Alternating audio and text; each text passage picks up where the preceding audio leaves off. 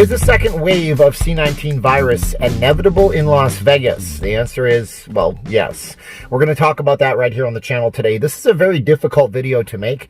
I'm not going to glorify anything. I'm not going to, spread some conspiracy theories. I'm just going to break down what's going to happen in a possible time frame. I've been thinking about this a lot over the weekend, and I thought it would be interesting to bring you guys some perspectives and some thoughts on this as well. So we're going to talk about it. Should you be worried? Should you be freaked out? Is this the time of the day where we, run around the streets and smash each other's heads open and feast on the goo inside, to quote a line from The Simpsons like 30 years ago?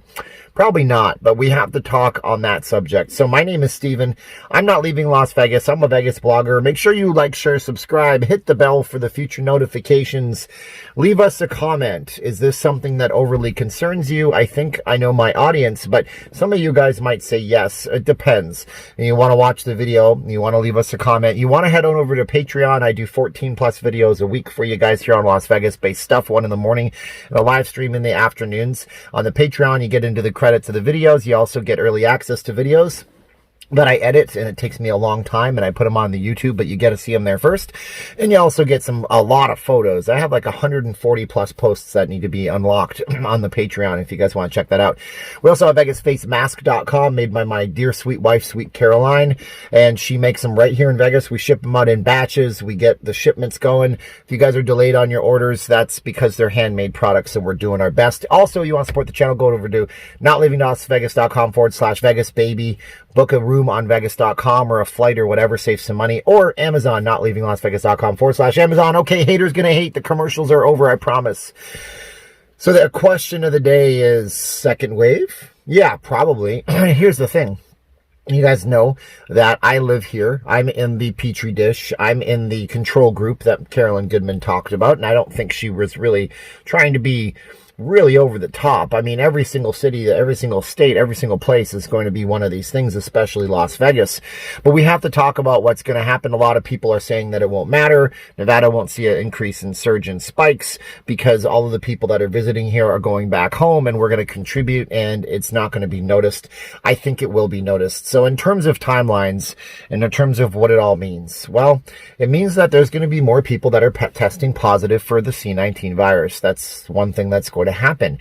When is it going to happen? Well, it's usually a 2 to 3 week lag time. So if we opened up the casinos on June 4th, which we totally did, and people were here on the 4th, and we just count 20 days ahead, we have the 14th and the 24th. So I figure by the 24th, that's 20 days, just a little, 1 day less than 3 weeks, we should see some kind of a surge. I don't know what kind of a surge we're going to be seeing. Down in Arizona, they're seeing 1,500 cases a day of this thing. And it's scary when you see those numbers, because those are large numbers. Those are larger numbers than if we had that number in Nevada, we'd have larger numbers than we've ever seen before. Our biggest number days were like 400 or 600. But then we have to take a look at whether or not those numbers are going to actually be here. So on any given day when it's normal time in Las Vegas, we have about 250,000 people here that are not from here, that came into vacation and came in to have fun on the Strip. Those people then go back home and they live their regular lives. So we can take the population of Las Vegas and we can multiply it, we can tack on an extra 250,000 people on a regular day. It's not regular time right now. We don't have 250,000 people here. Let's say conservatively we have, 25% of that, 250,000. I'm not really good at math. What is that? 5, 10, 15, 20. Let's say it's 25 to 30,000 people come in on the weekends in Las Vegas. It's a lot less people, but those people are coming in from everybody. And as we've seen in my videos and on the live streams, not a lot of those people are adhering to social distancing. Not a lot of those people are wearing masks. They haven't hit up Vegas Face Mask, no S on the end yet. Haha, look at what I did there. And they haven't done any of that stuff. Even myself, I've been guilty of not wearing a mask on the Strip. And a lot of you guys have been taking your negativity out on me over that. But, what am I going to do? Walk around muffled? I'll figure it all out, I guess. There's a reason why I use hand sanitizer on those live streams. It's not just pandering for the camera. I mean, I work in an office. There's people in my office who are over the age of 60, and I don't want to bring something back to the office, so I take my due diligence. I have nice fingers now. now. I'm trying not to bite and chew on my hands. It's an old nervous tick that I have. It's a psychological thing, and I'm trying not to scratch my face and stay clean. But will this transition into the people that live here? That's the main question. So will we see a surge? How big will the surge be? Yes, we'll probably see a surge in numbers. Will it be as big as Arizona? Will it be as big as states that opened up early? I don't know, and I don't really think so, but that's going to be seen. I think it will come around the 24th to the 1st of July, somewhere in that area. And do I think it'll keep people away? Probably not. I mean, most people are so deprived of their vacations right now that they're coming here, they're flying on the airlines, they're doing things that people vowed they would never do just about a month and a half ago when we were in the thick of this, and there was a lot of scary data around about how bad this could really be. But the fact is that we have to look at the numbers and we have to analyze them very, very carefully. Now, if you recall the chart for the curve, if I have time, I'll put the curve chart in this video. The flatten the curve concept was never lock yourself in your house until a vaccine is available. I've heard there's casinos in Vancouver, British Columbia, Canada, a big city, maybe even a bigger city than Las Vegas in Vancouver, and they're saying that they're not going to open until there's a vaccine. That means you may never open. That would be like in 1918 saying that our business type won't open until there's a vaccine for the Spanish epidemic, and there never was. We never had a proper vaccine for the flu. We may never have a proper vaccine for this. So when we look at the numbers and we analyze the stats and the numbers, we have to take a look at the sets. We see the flatten the curve, okay?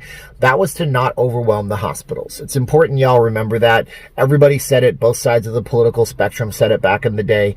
It was to make sure that when the people that really needed the hospital system were there, they had the hospital beds for them. They had the ventilators for them.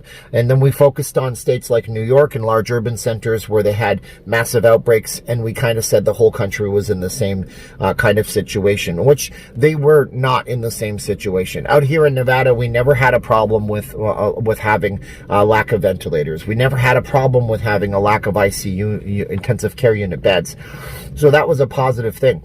But when we get to the numbers, we take a look at the total amount of people that are getting infected, and we take a look at the total number of people that are so bad off that they have to go to the hospitals.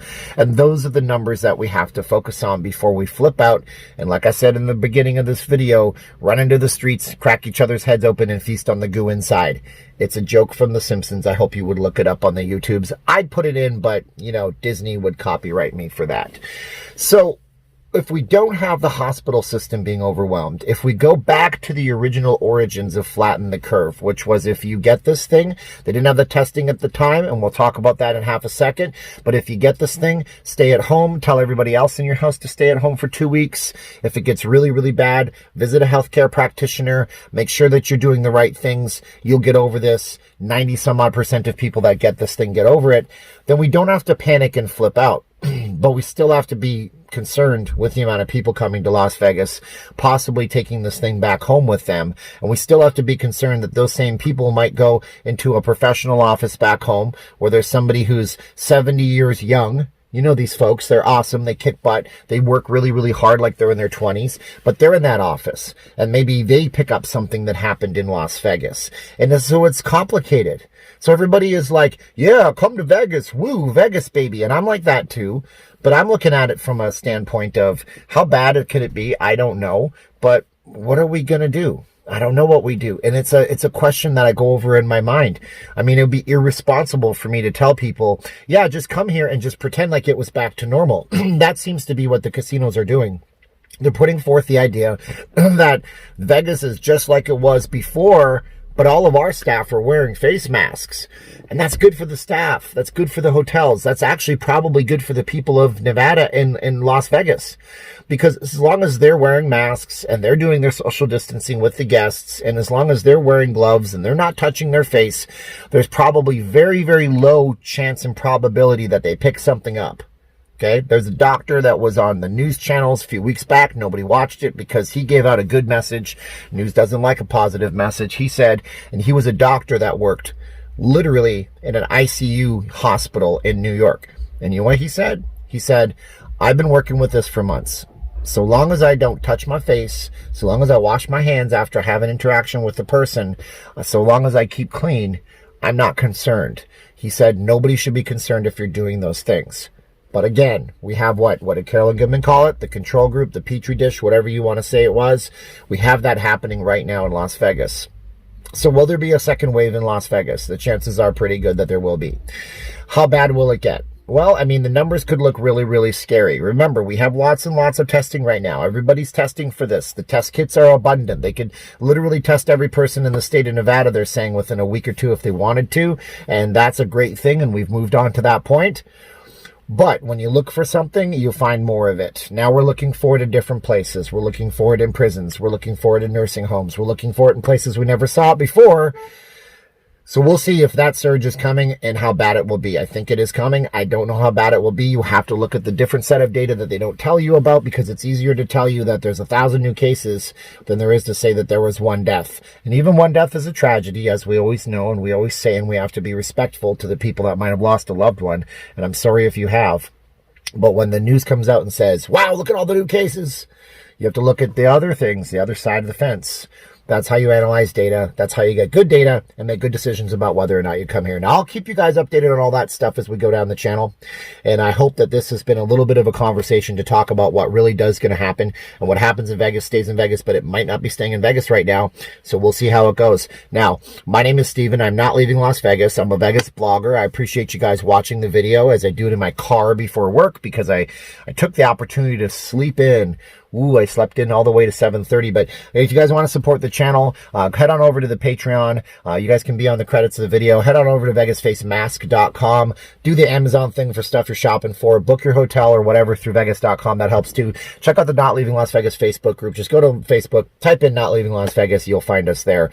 Now's the time of the video where I say 3, 2, 1, click, and I ask you to leave me a comment in the box below. Are you ready for this? We're going to go 3, 2, 1, click, and 3, 2, 1, and where's my camera? Oh, it's right there. Click.